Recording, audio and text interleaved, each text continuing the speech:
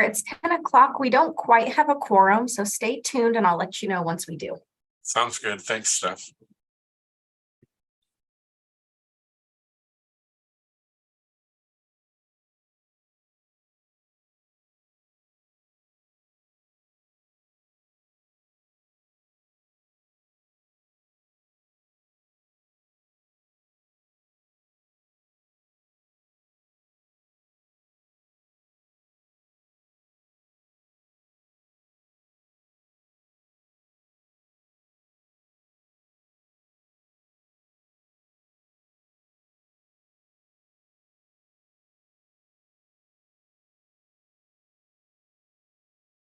All right, Mr. Chair, we do have a quorum now. Excellent. It is 10 a.m. so we are going ahead and get started. Good morning, members of the MAG Transportation Review Committee. As a reminder, please turn your mics on and clearly state your name before speaking to ensure that members of the audience can hear you, and please mute your mics when not speaking to eliminate any feedback noise. Because this is a virtual meeting, a roll call vote will be taken for each action item on the agenda. Phone only attendees will need to press *6 to unmute themselves. We will now begin the meeting with a roll call of all members. Steph, please call the roll.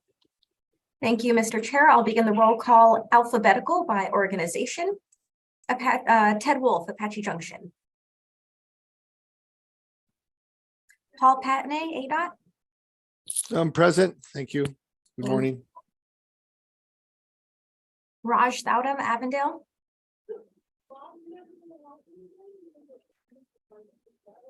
John Willett as proxy for Scott Lowe, Buckeye. Good morning, present. Thank you. Hal Marin, Cave Creek. Jason Crampton, City of Chandler. Here. Jorge Gastelum, City of El Mirage.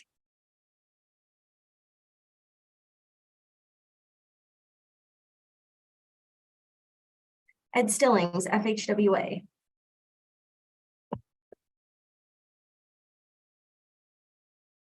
Christopher Salas, Town of Florence. David Janover, Town of Fountain Hills. Here. Thank you. Jason Hafner from Town of Gilbert. Here. Thank you. Parab Adabala as proxy for Shahid Abbas from Glendale. Here.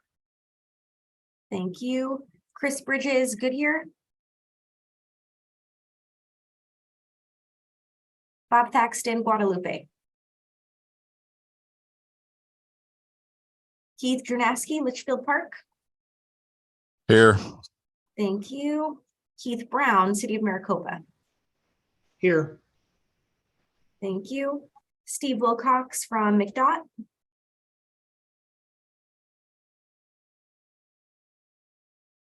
Shar Johnson, Town of Paradise Valley. Here. Thank you. Chris Lemke as proxy for Adina Lund, Peoria. Here. Thank you. Keeney Knudsen, City of Phoenix. Here. Thank you. John Kraft as proxy for Chris Wanamaker, Pinal County. Yes, good morning. I'm here. Thank you. Mohammed Youssef from Town of Queen Creek. Here. Thank you. Mark Melanchenko, City of Scottsdale.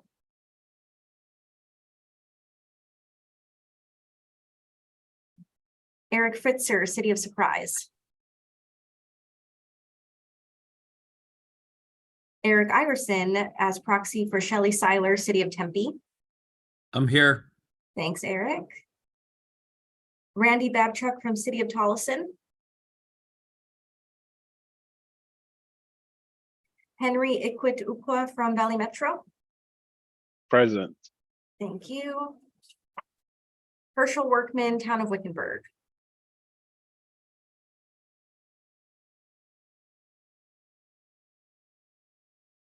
Grant Anderson of Youngtown.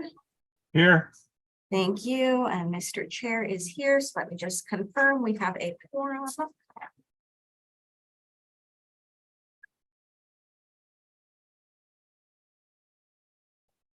Okay, we do have a quorum present, Mr. Chair. Great, thank you. Thank you. Moving on to item number 2, call to the audience. An opportunity for public comments on the agenda was provided ahead of the meeting. Staff, have we received any public comments? Thank you, Mr. Chair. We have received quite a few public comments. We have Kelly Taft from our Communication Division here to read them for us. Okay, please. Yes, thank you, Mr. Chair, members of the Transportation Review Committee. We did receive 4 public comments for call to the audience. Our first comment comes from Peter Anello of Mesa, Arizona. Begin comment. I am opposed to 15 min cities. Road diets reduce car lanes, often creating traffic congestion. Small businesses suffer as road construction takes often 2 or more years. Business traffic rarely recovers as lane reductions cause a permanent inconvenience for customers. End comment. The next comment comes from Sherry Anello of Mesa, Arizona. Begin comment. SB 1313 will not solve all this recklessness, but it will make cities have to account for these changes by prohibiting a city from adopting a general plan that reduces the system capacity of their arterials for motor vehicles, and in the case of specific arterial capacity reduction, to study the reduction to ensure that the change will not cost cities in increased emergency responses. End comment. The next comment comes from Karen Sherrill of the United States. Begin comment. I'm writing to urge you to reject any projects that rip out lanes and increase congestion and to not fund any cities that do. We are seeing all over the country and within Maricopa County attempts to implement road diets and other measures that remove lanes and induce congestion. Just a couple months ago, the Scottsdale City Council voted to rip out 2 of the 4 lanes on 68th Street to put in big bike lanes. They are not alone. Several cities, as part of MAG's own transportation plan, want to narrow roads to put in dedicated lanes for BRT. But whether it's for bike lanes, bigger sidewalks, or buses, any attempt to remove lanes from a road should be rejected outright. We are a growing region. If anything, roads should be widened, not narrowed. Narrowing roads causes all kinds of problems. It hinders our ability to freely, conveniently, and efficiently travel around the valley, which restricts our access to jobs, good schools, and healthcare. It will also impact small businesses who rely on good network of well-maintained roads to support trucks that transport their products to them and ship them out to their customers all around the world, and that provide access to their customers who are driving their cars. Increased congestion from these road diets will also make our communities less safe. Emergency vehicles need wide and well-maintained roads to get to the scene of accidents and emergencies as quickly as possible. Every second counts, and a congested, narrow road will undoubtedly increase response times, putting lives at risk. MAG should reject any and all projects that narrow our roads. Our transportation dollars should go toward increasing people's mobility with transportation projects. That requires maintaining and increasing road capacity, not reducing it. End comment. And then our final comment comes from Vicki Moak of Scottsdale, Arizona. Begin comment. Hello, committee members. Recently, the Tucson City Council voted to eliminate fare collection for public transit indefinitely. I think this is a really bad idea and should be avoided here in Maricopa County. Though the predominant practice during COVID was to not require, or though the predominant practice during COVID was not to require fares, such as in New York, Chicago, and in LA, this should not be used as an excuse to do away with fares altogether. It is simply not a sustainable practice. Other jurisdictions in the country that are doing just that are making the fiscal cliff for transit agencies that much worse. Aside from the financial implications, not charging for transit degrades the service. As stated by a well-known transit consultant, Jarrett Walker, quote, I've heard people describe the free fare movement as being a movement for free, terrible service.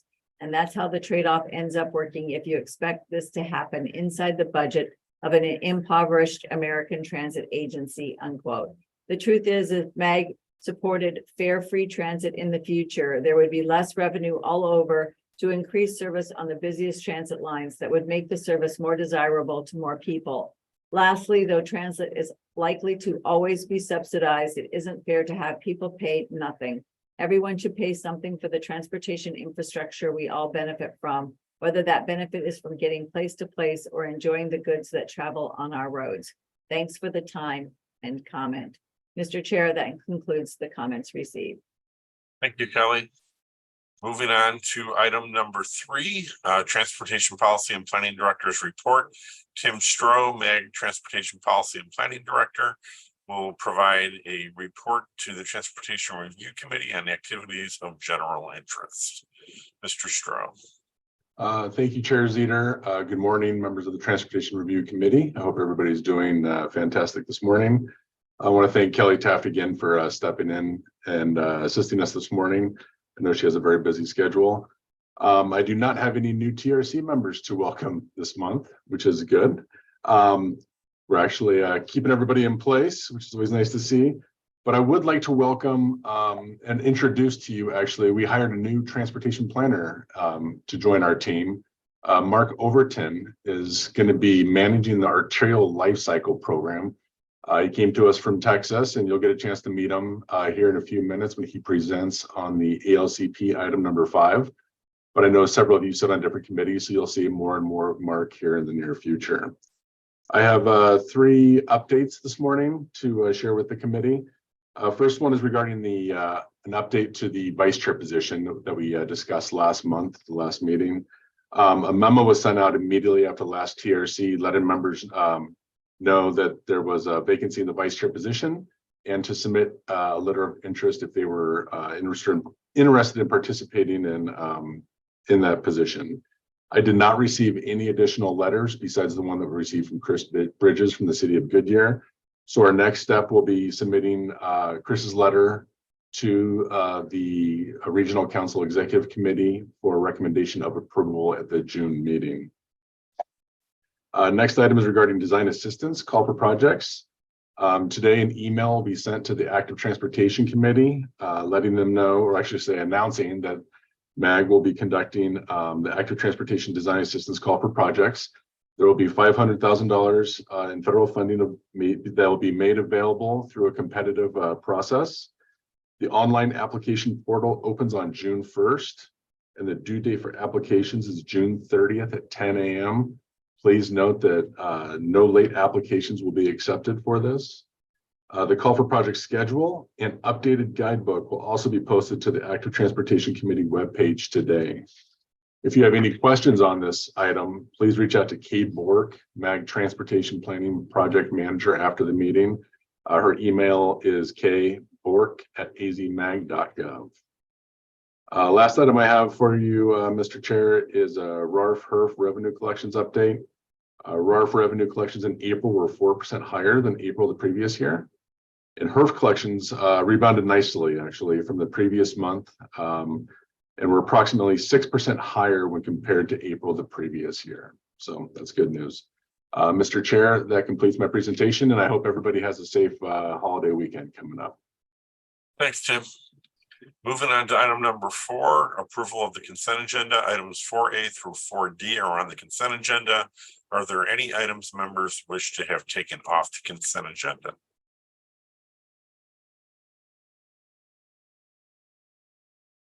Chair, I don't know if this needs to be taken off the consent agenda.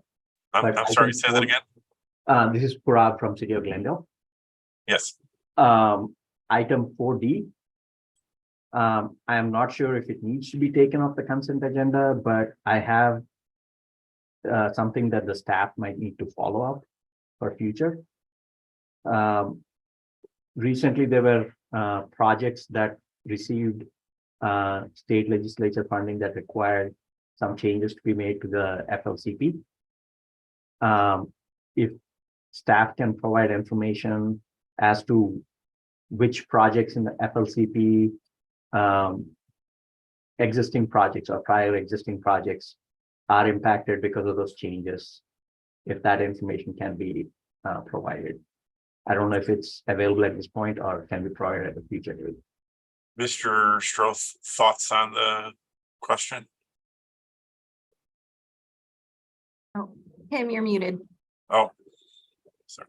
And Oh, we also sorry. have Patrick here who might be able to speak as well. Well, I was going to say, Mr. Chair, members of TRC, we can definitely circle back with the city of Glendale and provide that information to them, or even come back with a future agenda item. Is that an acceptable response for Glendale?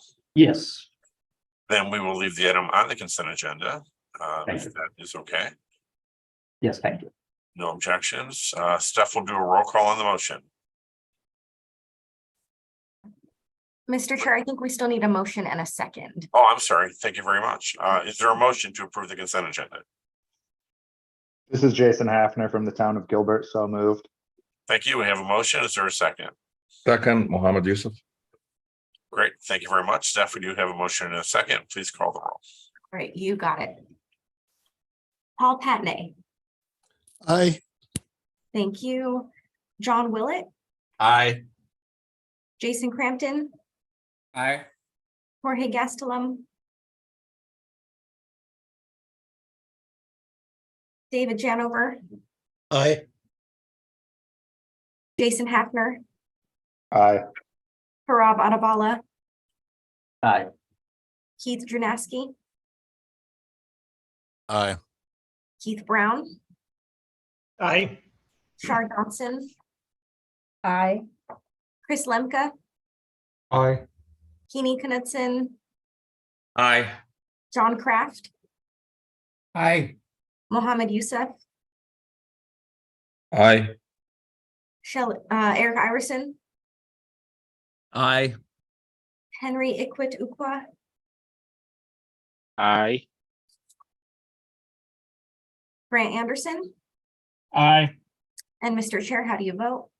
I vote aye. Thank you. The motion passes unanimously. Thank you very much. Moving on to item number 5, draft fiscal year 2024 arterial life cycle program. Item number 5 on the agenda will be presented by Mark Overton, MAG Transportation Planner. This item is on the agenda for action. Mr. Overton. Good morning, Chairman and members of the Transportation Review Committee. For those of you who I have not had the pleasure of meeting yet, my name is Mark Overton. I'm new here at MAG, and I have the pleasure to be here with you all today to present this item for action. Can we go to the next slide, please? So before we dive in, I just wanted to give a quick overview of what we'll be getting into today. In order to better understand the purpose of today's request, we'll discuss briefly the draft fiscal year 2024 ALCP. We'll touch on some major project updates for fiscal year 2024, and we'll discuss the process how we get some of our program reimbursements. Next slide, please. So as many of you know, the Arterial Lifecycle Program, or the ALCP, is the financial management tool for the arterial street component of the Regional Transportation Plan. The ALCP provides a listing of arterial projects funded through Proposition 400 and maintains the fiscal constraint of the lifecycle program over the remainder of the 20-year sales tax. Pursuant to the ALCP policies and procedures, each year the ALCP is updated to make sure that the program reimbursements and expenditures match up with program revenues and satisfy the requirements laid out in the Arizona revenue statutes. The update consists of updated revenue forecast for the Regional Area Road Fund, or RARF, and for federal funds programmed into the projects. The update also includes any changes to project schedules, modifications to project costs, adjustments to program reimbursements, and all of this is derived from a robust process where we here at MAG work hand in hand with our member agencies. Next slide, please. So as previously mentioned, the ALCP update includes updated RARF and federal fund forecast. The latest RARF forecast released by the Arizona Department of Transportation indicated a 7% increase in program revenues from the prior year. Additionally, the projection of federal formula funds into the program remains unchanged over last year's forecast. If you take both these fund types in the aggregate, there was a net increase of 4% in projected revenues for fiscal year 2024. So that's a bit of good news. Next slide, please. In December of 2022, MAG distributed the ALCP workbooks to each of our member agencies to update and or verify the project schedules and costs. The information returned by each lead agency was used to generate a transportation improvement plan amendments that are included as part of agenda item 4B for today's committee meeting. The tip also included proposed changes to 6 projects programmed in the ALCP. These projects were reviewed by the street committee back in February and evaluated with the project change tool. In each case, the new project scored better than the older project. Next slide, please. So once the workbooks were received, MAG staff worked with member agencies for several months to match the program revenues and reimbursements so that they align with project needs. I do want to take an opportunity now to thank our member agencies for being extremely helpful and responsive and working with us on this update. We here at MAG really appreciate all the hard work you guys do and know that it doesn't go unnoticed. Next slide, please. So before we get out of here, I want to leave you guys with some key programming notes from the prior fiscal year. First, I want to acknowledge that the program in its current iteration is ending in December of 2025, and that this date is fast approaching. I also want to stress the importance of staying focused on project development, as many things can happen in the right-of-way or design phases that can make a project last longer than it's initially programmed for. Currently, it takes about 4.5 years to complete a project, and that's only if local money is available. Because the program is based on reimbursements, it does require local funding upfront to get a project in motion. MAG will continue discussions with lead agencies regarding realistic project delivery within the programming timeframe. And this summer, we'll be having some policy discussions on how to deal with on the future of the ALCP as the project winds down. Next slide, please. That concludes my presentation. Thank you guys all for your attention. I'm happy to take any questions. Thank you for the presentation. Are there any questions for Mr. Overton? John Kraft, I've got a question on your first slide. Yes, sir. What I think. Can we go back to the first slide? Yeah. Okay, maybe two more down. That one. Mhm. What does YOE mean? Year over expected, I believe. But I can follow up and get back to you with that. as soon as Mr. Chair. I it's year think it of means year expenditure. of expenditure. Year over expenditure. I'm sorry about that. Yes. Year of Sorry. expenditure. Yes. Okay, thank you. First presentation jitters. I apologize, Mr. Chair and members of the committee. All good. Are there any other questions before we seek a motion? Is there a motion to approve the draft 2024 arterial life cycle program contingent on finding of air quality conformity? John It's Kraft, Henry, equal to Qua, so moved. So we have a motion. Is there a second? yeah, Cal Marin, Town of Cape Creek, second. Great. Ms. Stearns, we have a motion and a second. Can you please call the roll?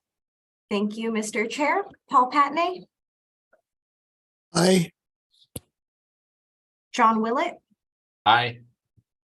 Jason Crampton, Aye. Jorge Gastelum,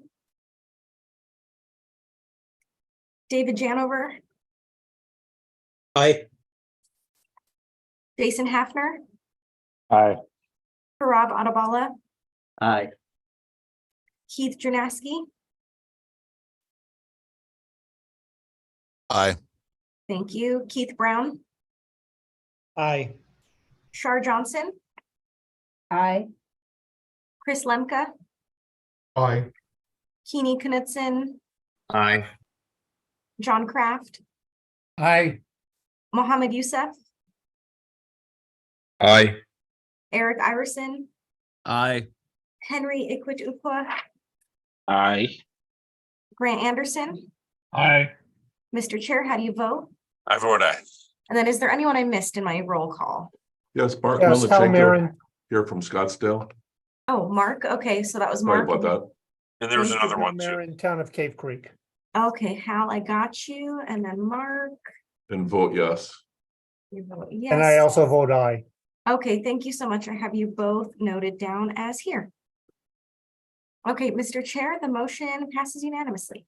Thank you. Moving on to item number 6, Avondale Goodyear Urbanized Area Operating Assistance Funding Request. Item 6 on the agenda will be presented by Steph Stearns, MAG Transportation Analyst. This item is on the agenda for action. Ms. Stearns. All right, good morning, Mr. Chair. Thank you. Pleased to be here to present this item for action. If I could have my next slide, please.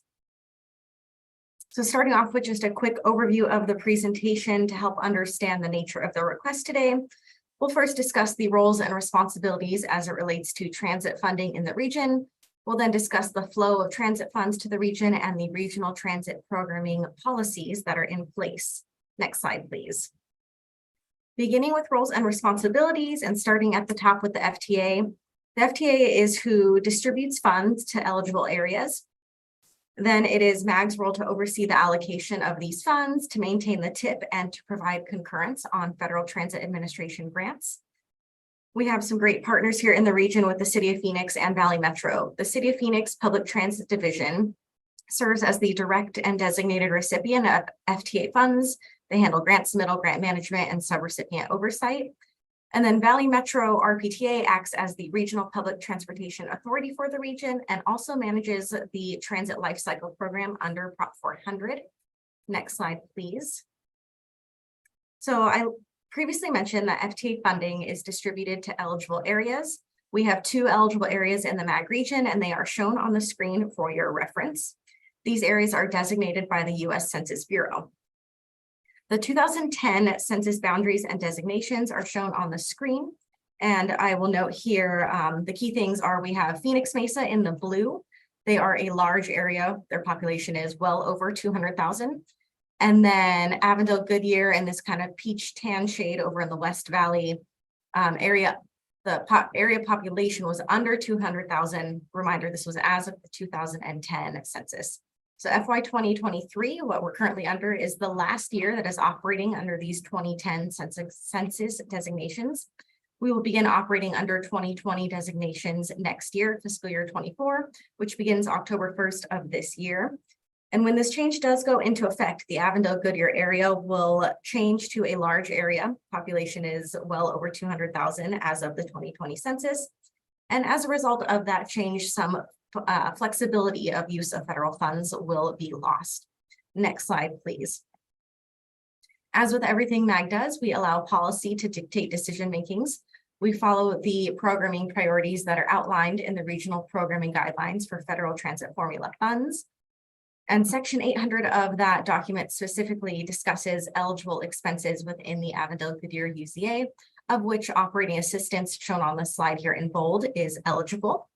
We'll talk more about operating assistance on the next slide, please. Federal guidelines allow for small areas. So again, that's the Avondale Goodyear area is a small area to fund transit operations at a 50-50 federal local split. Historically, the service that has received federal funding in the UZA includes some select supergrid routes, express routes, a portion of Southwest Valley paratransit costs, and the Zoom circulator. Next slide, please. So due to the change in area status I previously mentioned, the Avondale Goodyear UZA will no longer be able to use federally funded federal funds for transit operations. This is no surprise to us. We knew that this was coming. So in anticipation of this change, a fund balance has been established to help ease that transition from 50% federally funded operations. Funds that are programmed to microtransit via this agenda item will reduce the general operating assistance balance, of which it's currently 3 to 4 years worth of funding are available. Important to note here, providing funding for service through the end of Prop 400 remains priority. And then the funding as part of this agenda item is included in this 3 to 4 year estimate. So it will not take away from that. Next slide, please. We'll discuss microtransit and what it is. Microtransit is a type of transit service. It operates much like ride-hailing companies such as Uber and Lyft, where you use a smartphone to request a ride. There is a specific service area, and the vehicle types are uniquely branded. So you're not just getting in a random stranger's car. It will be branded a little bit more official than that. Next slide, please. So how we got here with microtransit and funding a microtransit pilot. In 2021, the Avondale Goodyear Transit Study was completed. It identified microtransit as a potential to serve the cities of Avondale and Goodyear. We then took an item through last year, if you recall, for approval of a microtransit pilot that was approved by Regional Council in April of 2022. And then the cities of Avondale and Goodyear then began operating their service in November of 2022. Here we are with today's request to extend the pilot for 1 year. This will allow the cities of Avondale and Goodyear to keep operating service, keep collecting data. The assessment of the pilot is ongoing, and we do intend to present the results of the assessment at a later date. Next slide, please.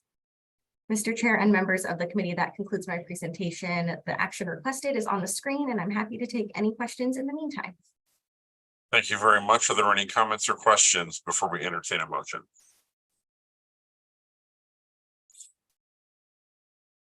Hearing none, is there a motion to recommend approval to program Avondale Goodyear UZA 5307 operating assistance funds to extend the pilot program for microtransit services for 1 year?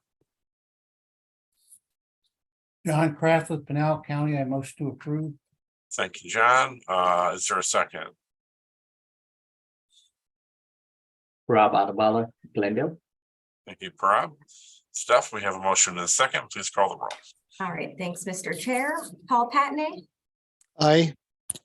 John Willett, Aye.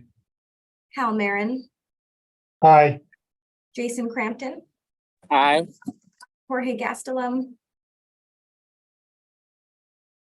David Janover, Aye.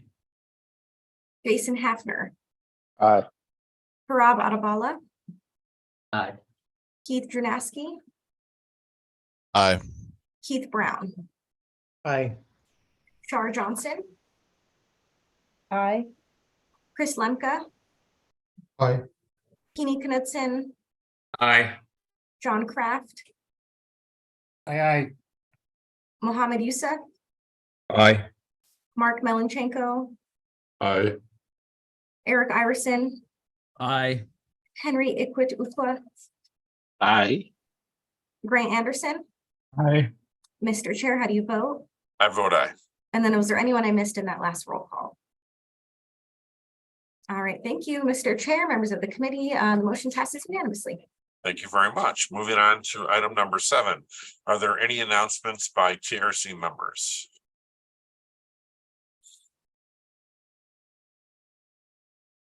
All right, thank you. Moving on to item number 8, request for future agenda items. Are there requests by a TRC member for a future agenda item?